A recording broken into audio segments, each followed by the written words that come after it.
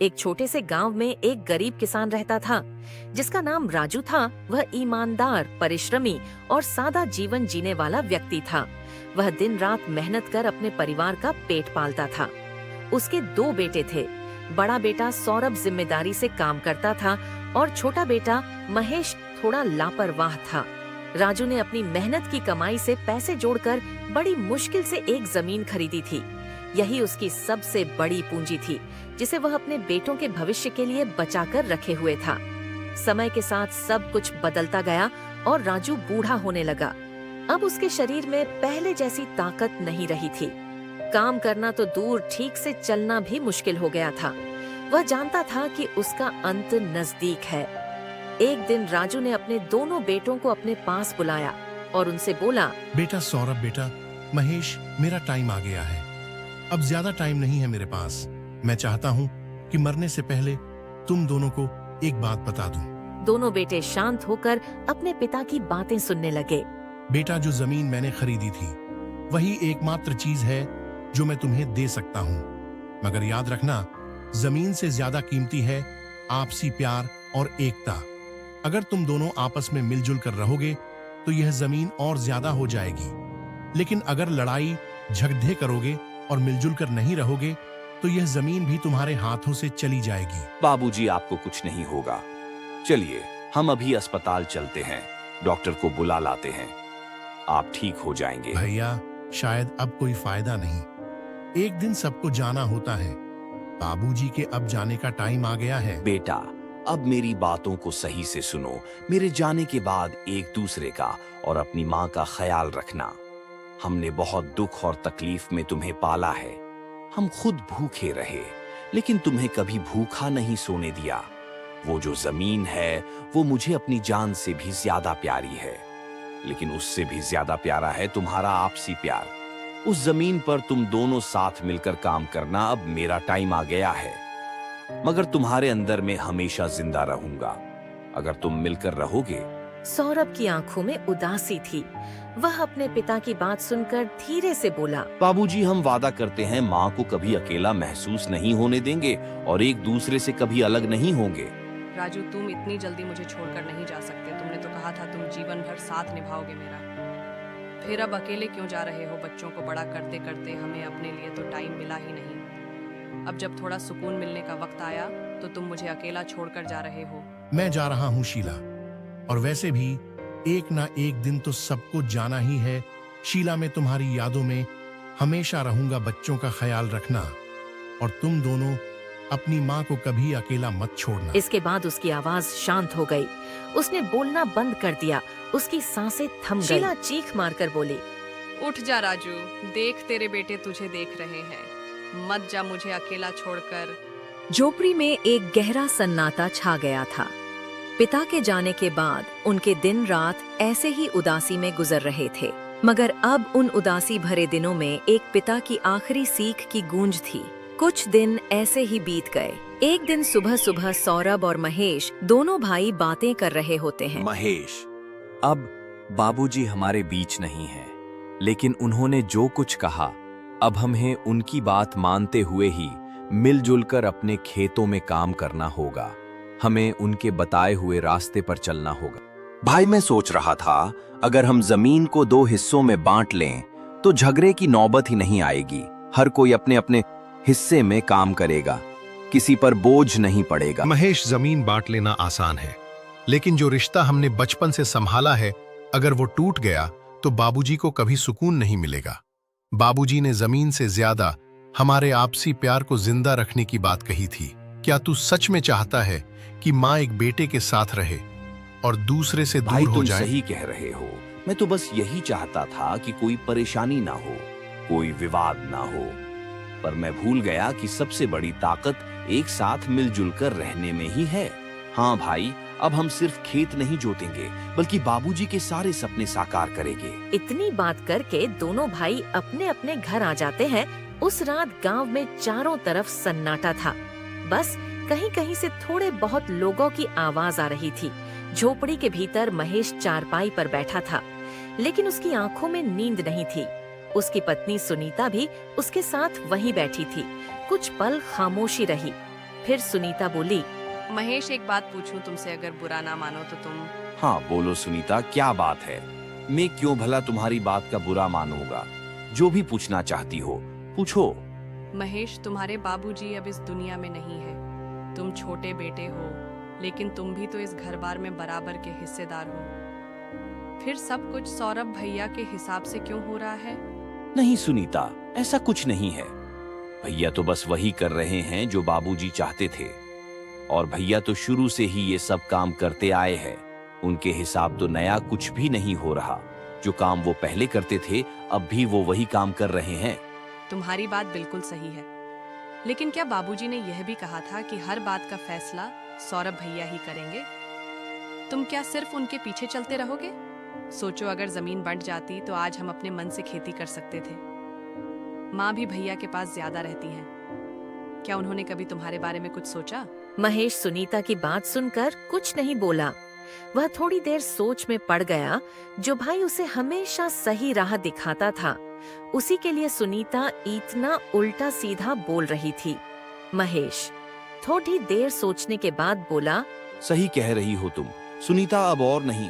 कल सुबह मैं भैया से बात करूंगा, जमीन बराबर बांट ले, यही सही रहेगा। हर किसी को अपना हिस्सा चाहिए। अब हम दूसरों के सहारे क्यों जिए? हमारा जो मन करेगा हम उसकी खेती करेंगे, उनका जो मन चाहे वो करे। सबको अपनी मर्जी का मालिक होना चाहिए।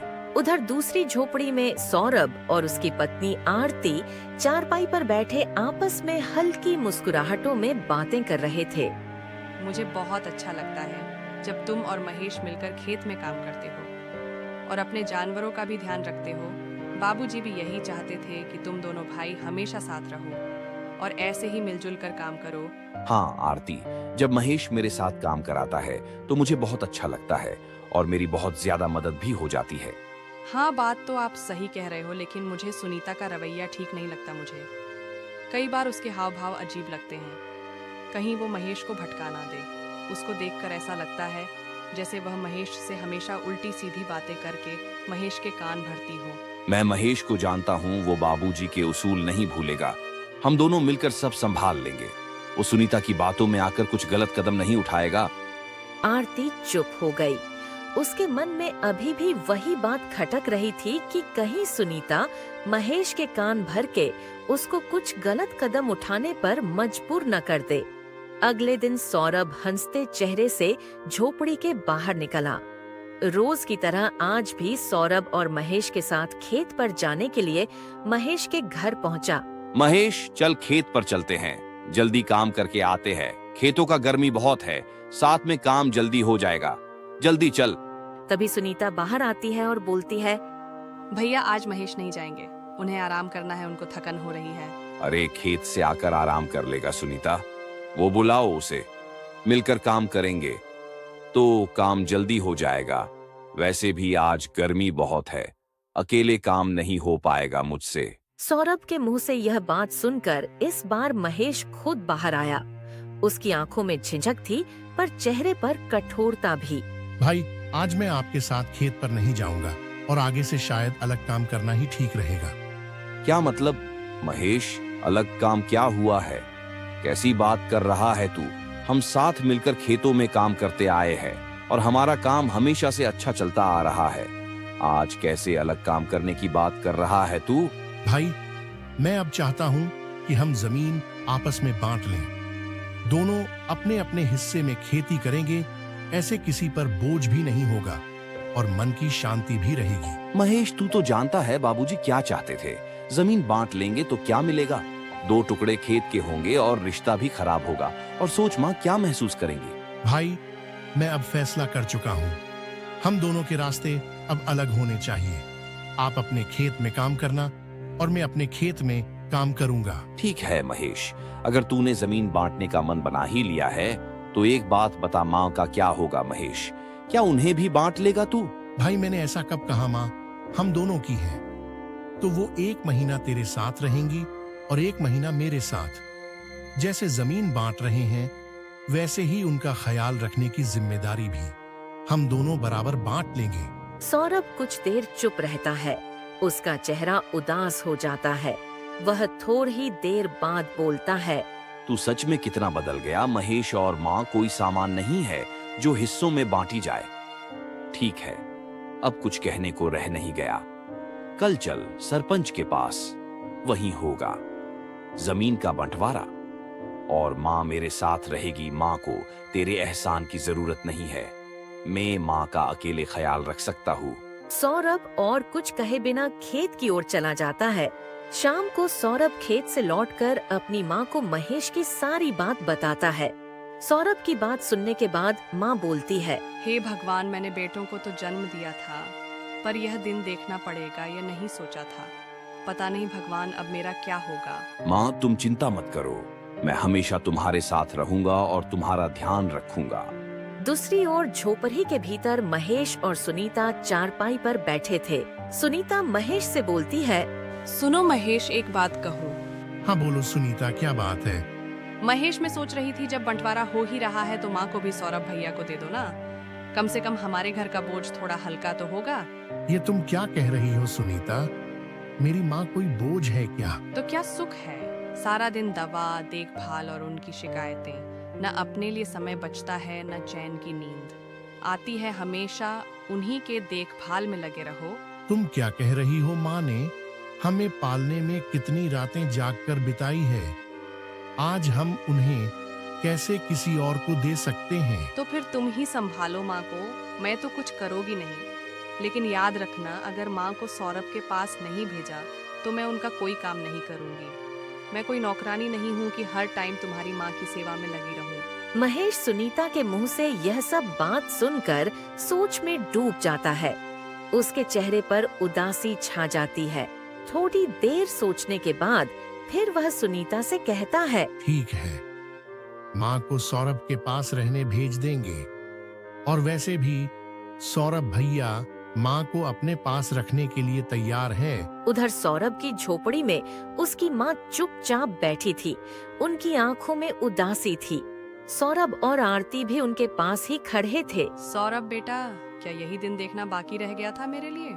जिस आंगन में तुम दोनों खेल कूद कर बढ़े हुए हो, अब उसी आंगन में मुझे बांटा जाएगा? नहीं माँ, ऐसा मत कहो। आप कहीं नहीं जाओगी, आप हमारे साथ थी, हैं और रहेंगी। आपको कहीं जाने की जरूरत नहीं, आप हमेशा मेरे साथ रहेगी। मैं इस जमीन का बंटवारा करने के लिए राजी हुआ हूँ, अपनी माँ का नहीं। मैंने सोचा था कि मेरे जाने के बाद ही बंटवारा होगा, पर मैं तो जिंदा हूँ, फिर भी मेरे हिस्से बांटे जा रहे हैं। माँ, हम दोनों आपका पूरा ध्यान रखेंगे। आपके खाने, आराम, दवाई, हर बात का ख्याल हम पहले से भी ज्यादा रखेंगे। आपको चिंता करने की जरूरत नहीं है। आपका बड़ा बेटा हमेशा आपके साथ रहेगा। हाँ माँ जी, ये बिल्कुल सही कह रहे हैं। आपको चिंता करने की कोई जरूरत नहीं। हम दोनों हमेशा आपकी हर छोटी से छोटी चीज का ध्यान रखेंगे।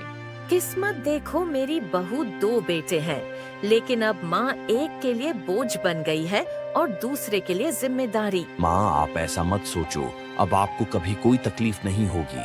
हमारा घर आपका घर है और हमेशा रहेगा। अगले दिन सुबह का समय था। सौरभ झोपड़ी के भीतर जमीन के कागज ढूंढ रहा था। चेहरे पर चिंता और बेचैनी थी। आरती भी वहीं खड़ी थी। आरती, खेत की जमीन के कागजात नहीं मिल रहे हैं। मैंने अलमारी, संदूक सब देख लिया, कहीं नहीं है। वो तो बाबूजी हमेशा अपनी अलमारी में रखते थे, मैंने तो छुआ भी नहीं उसे। कहीं गिर तो नहीं गए? इधर उधर सही से देखो, आप यही होंगे। नहीं आरती, यहाँ तो घर में कुछ भी नहीं है। बाबूजी उन्हें बहुत संभाल कर रखते थे। ऐसे अचानक गायब होना ठीक नहीं लग रहा। सौरभ माँ के पास जाता है। माँ कमरे में बैठी थी। माँ, आपको खेत के कागजात के बारे में कुछ पता है क्या? कहीं रखे थे क्या आपने? नहीं बेटा, तेरे बाबूजी ही सब रखते थे। उन्होंने कभी मुझे कुछ नहीं बताया उस फाइल के बारे में। अब तो याद भी नहीं कि आखिरी बार उन्होंने कहाँ रखे थे कागज जमीन के। सौरभ महेश के पास जाता है। महेश घर में बैठा था। पास में सुनीता खड़ी थी। महेश, खेत के कागजात नहीं मिल रहे हैं। तुझे कुछ पता है? बाबूजी ने तुझे कभी कुछ बताया था कागजात के बारे में? हाँ भाई, जमीन के कागजात मेरे पास ही रखे हैं। आपको अचानक कागजात की क्या जरूरत आ गई? भाई, जरूरत तो नहीं पड़ती, लेकिन तुमने ही मुझे जमीन के कागजात निकलवाने के लिए मजबूर किया है। मैं कुछ समझा नहीं भाई। आप क्या कहना चाहते हैं? भाई मेरे, तू ही तो जमीन के 2 हिस्से करना चाहता है और बिना कागजात के तो जमीन के 2 हिस्से नहीं होंगे। इसलिए मैं तुझसे कागजात मांग रहा हूँ, जिससे कि उस जमीन को बराबर बांट के आधी तेरे और आधी मेरे हिस्से में लिखवा सकूं। तभी आरती बीच में बोल पड़ती है और कहती है, हाँ तो सौरभ भाई, इसमें गलत ही क्या है?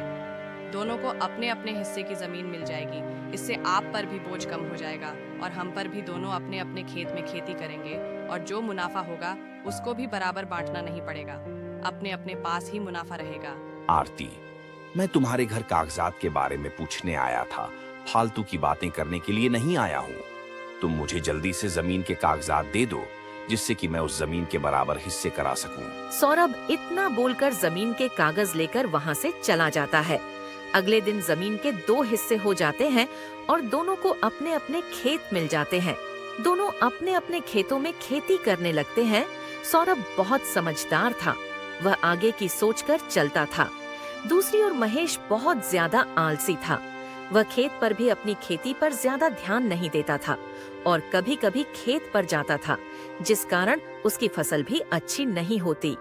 कुछ दिन ऐसे ही बीत जाते हैं। सौरभ की फसल बहुत ज्यादा अच्छी होती है और महेश की फसल बस ठीक ठाक ही होती है, जिससे सौरभ को बहुत ज्यादा मुनाफा होता है और महेश का सिर्फ खर्च ही पूरा होता है।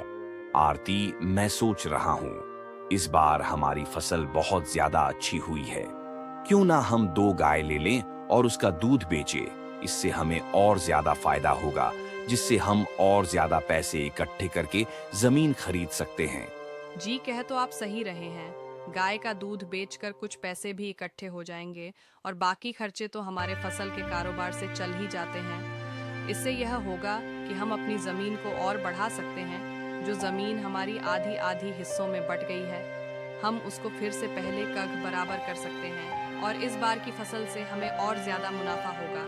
तो हम उस मुनाफे से और ज्यादा गाय खरीद कर अपनी एक डेयरी शुरू कर सकते हैं, जिससे हमें और ज्यादा फायदा होगा। तो हम और जमीन खरीद सकते हैं। जी, आप बस बेफिक्र हो जाए और मुझे गाय लाकर दे दे। मैं उनकी अच्छे से सेवा करूंगी और उनका दूध निकाल कर बेचूंगी, जिससे हमें बहुत फायदा होगा। ठीक है। सौरभ अगली सुबह 2 गाय ले आता है और उसकी पत्नी आरती उनकी खूब सेवा करती है और उनसे रोज दूध निकालकर बेचती है। ऐसे ही कुछ दिन गुजर जाते हैं। दूसरी ओर महेश दिन बा दिन आलसी होता जा रहा था। ना तो वह खेत पर जाता था और ना कुछ और काम करता था, जिस कारण उसकी इस साल फसल भी कुछ अच्छी नहीं हुई थी। जिस कारण उन फसल के पैसों से उसका कुछ दिन तो गुजारा हो जाता है, लेकिन जल्द ही उसके वह पैसे खत्म हो जाते हैं और नई फसल आने में बहुत टाइम होता है। पैसे खत्म हो जाने के कारण उसके घर में खाने पीने के भी लाले पड़ जाते हैं। सुनिए जी, आज तो घर में कुछ खाने के लिए भी नहीं है। थोड़ा बहुत बचा है और आपने जल्द ही कुछ और काम नहीं किया तो यह भी नहीं बचेगा। हम तो भूखे मर जाएंगे। सुनीता, मैं क्या ही काम कर सकता हूँ? मुझे तो खेती के अलावा कुछ नहीं आता। मुझे तो लगता है मुझे थोड़े पैसे साहूकार से उधार ही लेने पड़ेंगे अगली फसल के पैसे आने तक। अगले दिन महेश साहूकार के घर जाता है और उससे पैसे उधार मांगता है।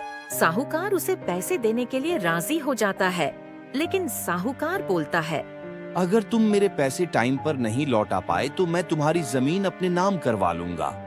अगर तुम्हें शर्त मंजूर है तो मैं तुम्हें पैसे उधार दे सकता हूँ। महेश सोचता है अगली फसल तक तो पैसे इकट्ठे हो ही जाएंगे और मैं साहूकार के पैसे देकर अपनी जमीन छुड़वा लूंगा।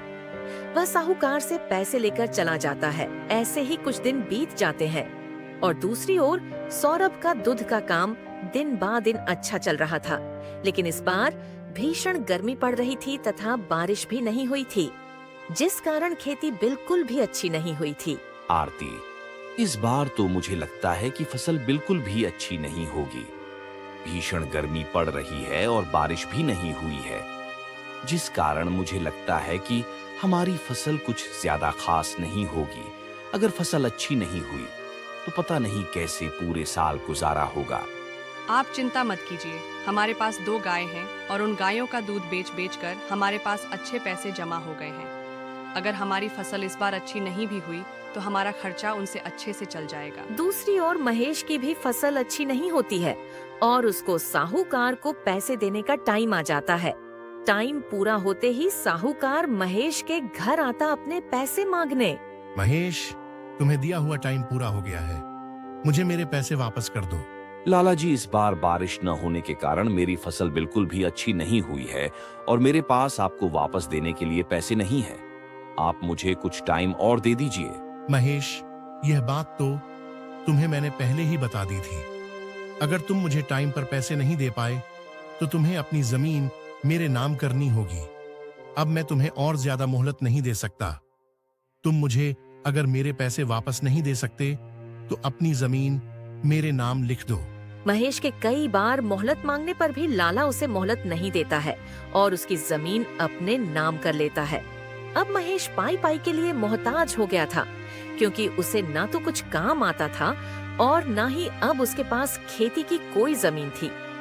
महेश को अपनी जमीन बिक जाने का बहुत ज्यादा सदमा लगता है और वह चुपचाप अपने घर में जाकर बैठ जाता है। सुनीता के बहुत बार बोलने पर भी वह उसे कोई जवाब नहीं देता। ये देखकर सुनीता डर जाती है और मदद मांगने के लिए सौरभ के घर जाती है। सौरभ भैया, हमारी मदद कीजिए। महेश जी की तबीयत खराब हो रही है, वह कुछ बोल नहीं रहे हैं। जल्दी चलिए, आप पता नहीं उन्हें क्या हो गया है। महेश सुनीता की बात सुनते ही सुनीता के साथ सीधा महेश के घर जाता है। सौरभ के कई बार पूछने पर महेश उसको बताता है कि उसकी जमीन लाला ने हड़प ली है और अब उसके पास कुछ नहीं बचा है। महेश, तुमने यह क्या कर दिया? अगर तुम्हें पैसों की जरूरत थी तो तुम मुझसे मांग सकते थे। तुमने लाला से पैसे क्यों मांगे? और अगर मांगे भी थे तो तुम्हें टाइम पर लौटा देने चाहिए थे। नहीं लौटा पा रहे थे तुम तो मुझसे मदद मांग सकते थे। भैया, मुझसे गलती हो गई। मैंने आपसे मदद नहीं मांगी। अपनी पत्नी के कहने पर मैंने आपसे जमीन का बंटवारा किया, जिसका यह अंजाम हुआ है। भैया, मुझे माफ कर दो। सौरभ महेश के एक बार माफी मांगने पर ही उसे माफ कर देता है और उससे कहता है, महेश, जो हुआ सो हुआ। तुम छोटे हो, तुम्हारी गलती है, लेकिन मैं बड़ा हूँ और बड़े छोटों को माफ कर देते हैं। मैंने तुझे माफ किया और तुम आज से मेरे साथ ही मेरी जमीन में खेती करोगे और उससे जो भी मुनाफा होगा वह तुम आधे रख लेना। इससे तुम्हारा भी गुजारा हो जाएगा और मेरी भी खेती में मदद हो जाएगी। सौरभ भैया, मुझे भी माफ कर दो। मेरे कहने पर ही इन्होंने जमीन का बंटवारा किया और उस जमीन को संभाल नहीं पाए, अपने हाथों से जाने दिया। लेकिन आपने हमारी ऐसे मुश्किल वक्त में मदद की, आपका बहुत शुक्रिया। सौरभ आरती को भी माफ कर देता है और महेश सौरभ की बात मान लेता है। अब सौरभ के साथ महेश उसके खेत में खेती करने लगता है। सौरभ ने बड़े होने का फर्ज निभाया और महेश की गलती माफ करके उसे अपने साथ काम पर लगाया। फिर दोनों भाई हंसी खुशी एक साथ रहने लगी। यह देखकर उनकी माँ बहुत खुश हुई और बोली, बेटा, एकता में बल होता है। अगर हम साथ रहते हैं तो हमें कोई नहीं तोड़ सकता, और हम अलग अलग हो जाते हैं तो हमें कोई भी आसानी से तोड़ सकता है। इसलिए हमें हमेशा मिलकर साथ रहना चाहिए। फिर वह सब मिलजुल कर हंसी खुशी साथ रहने लगे। ऐसे ही अच्छी अच्छी हिंदी कहानी देखने के लिए हमारे चैनल सेमी क्रिएशन को लाइक करें, शेयर करें, सब्सक्राइब करें। Thanks for watching.